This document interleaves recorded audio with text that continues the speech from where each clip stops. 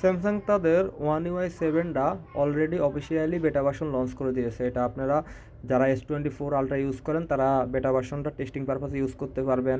তবে ওইটাও কিন্তু বেটা ভার্সন, এটা কিন্তু স্টেবল ভার্সন না, ওটাতে অনেক ধরনের বাগ থাকতে পারে। ওটা অলরেডি কয়েকটা কান্ট্রিতে বেটা ভার্সনের জন্য রিলিজ করে দিয়েছে।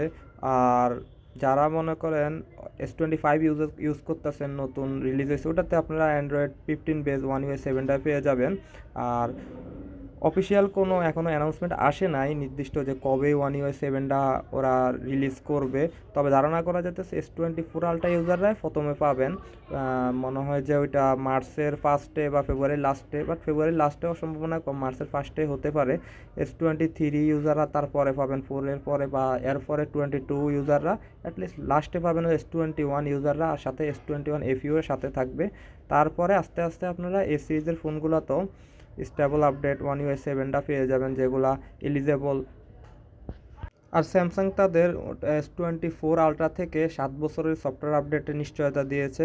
S24 ইউজার বা S25 ইউজার ওরা 7 বছরের মেজর ওএস আপডেট পেয়ে যাবেন। তো আশা করা যায় লাস্ট S20 ইউজাররাও ওয়ান ইউআই সেভেনটা আপডেট পেয়ে যাবেন। ধন্যবাদ।